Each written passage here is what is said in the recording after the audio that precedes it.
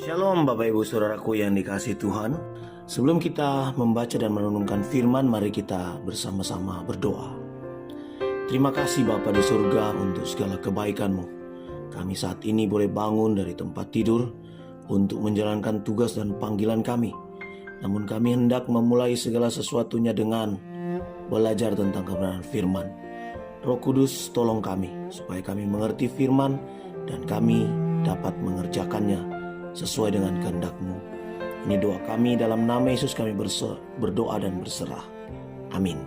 Firman Tuhan pada saat ini terambil dari Roma pasal 3 ayat 1 hingga ayat ke-8. Firman Tuhan berkata, "Jika demikian, apakah kelebihan orang Yahudi dan apakah gunanya sunat? Banyak sekali, dan di dalam segala hal pertama-tama, sebab kepada mereka lah dipercayakan firman Allah. Jadi bagaimana jika di antara mereka ada yang tidak setia? Dapatkah ketidaksetiaan itu membatalkan kesetiaan Allah? Sekali-kali tidak. Sebaliknya Allah adalah benar dan semua manusia pembohong. Seperti ada tertulis, supaya engkau ternyata benar dalam segala firman-Mu dan menang jika engkau dihakimi. Tetapi jika ketidakbenaran kita menunjukkan kebenaran Allah, apakah yang akan kita katakan? Tidak adilkah Allah? Aku berkata sebagai manusia, jika ia menampakkan murkanya, sekali-sekali tidak. Andai kata demikian, bagaimanakah Allah dapat menghakimi dunia? Tetapi jika kebenaran Allah oleh dustaku semakin melimpah bagi kemuliaannya, mengapa aku masih dihakimi lagi sebagai orang berdosa? Bukankah tidak benar fitnahan orang yang mengatakan bahwa kita berkata, marilah kita berbuat yang jahat supaya yang baik timbul daripadanya? Orang semacam itu sudah selayaknya mendapat hukuman." Bapak Ibu Saudaraku yang dikasihi Tuhan, bagian ini termasuk di dalam rangkaian di mana Paulus menyatakan bahwa semua orang berdosa. Dia memulai dengan orang non-Yahudi berdosa, dan dia mengatakan juga orang Yahudi juga berdosa. Lalu kemudian setelah bagian ini, konteks setelah ayat 9, kita melihat bahwa dia juga mengatakan bahwa akhirnya semua orang berdosa. Jadi tidak terkecuali semua manusia sudah jatuh dalam dosa.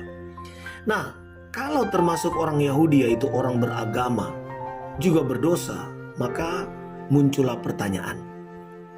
Dan seperti biasanya Paulus menulis dengan gaya mengajukan pertanyaan dan menjawab untuk memberikan pandangan yang baru kepada setiap pembacanya. Paulus menanyakan dan menjawab, paling tidak ada 4 pertanyaan penting dalam bagian ini, yang bisa kita bagi menjadi 3. Nah, yang pertama, dia menanyakan, apakah ada keuntungan menjadi seorang Yahudi jika orang Yahudi dikutuk? Atau jika orang Yahudi itu berdosa dan terkutuk, terus apa keuntungan jadi orang Yahudi? Jawabannya adalah ya, karena orang-orang Yahudi diberi nubuat Allah. Kehendaknya yang dinyatakan dalam firman-Nya. Seandainya Israel percaya firman dan menaatinya, bangsa itu akan menerima Kristus dan diselamatkan. Kemudian melalui mereka, Tuhan akan menyebarkan berkat ke seluruh dunia. Nah, namun itu belum terjadi. Sampai hari ini Israel secara negara masih menolak Yesus sebagai Mesias. Tapi kita percaya suatu hari nanti, kalau kita membaca kitab Wahyu, mereka akan menerima Tuhan. Kita hari ini dipercayakan atau memiliki hak istimewa. Kita sebagai orang Kristen, kita bukan orang Israel, kita adalah cabang yang dicangkokkan, ya.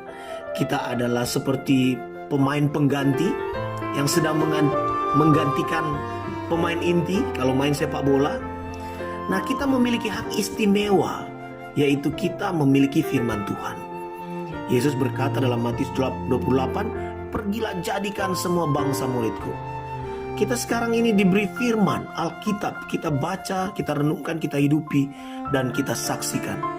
Paulus mengatakan kepada Timotius, khotbahkanlah firman, beritakanlah firman, ya. Semoga kita tidak meremehkan apa yang kita punya sekarang. hak istimewa yang kita punya tidak kita remehkan.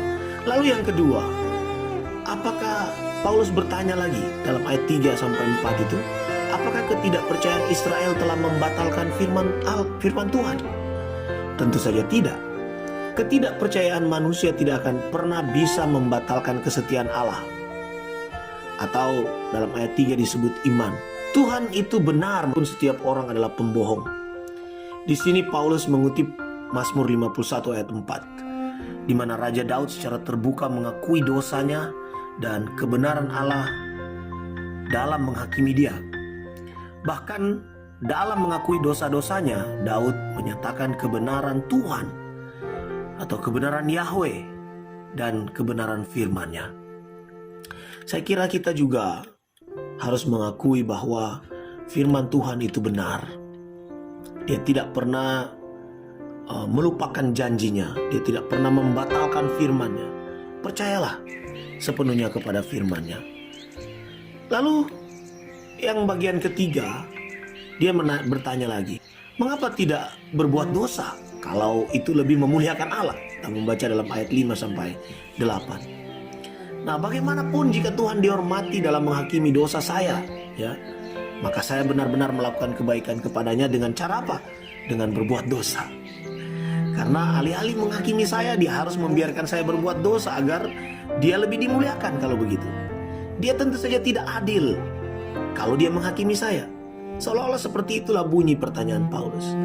Aku, Paulus, dengan cepat membuang argumen untuk dosa ini dengan dia menjelaskan kembali ayat 6, dalam ayat 6, bahwa posisi seperti itu berarti Tuhan tidak pernah bisa menghakimi dunia kalau membiarkan orang berdosa begitu saja. Dan bahkan Abraham mengakui Tuhan sebagai hakim dunia.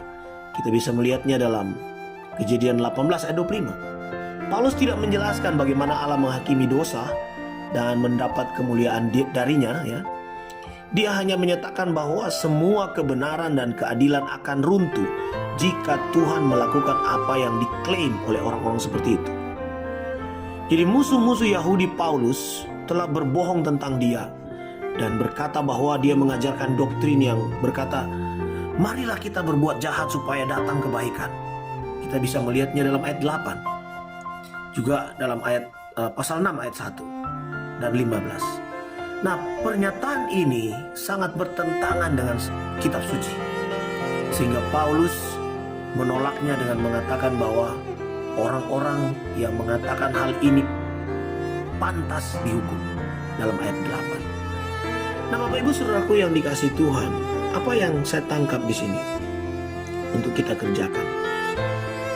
Bahwa hidup orang Kristen itu adalah kehidupan yang harus senantiasa menyenangkan hati Tuhan. Kehidupan yang saleh, kehidupan yang selalu menjadi berkat bagi semua orang. Dan biarlah firman Tuhan ini menjadi pegangan kita.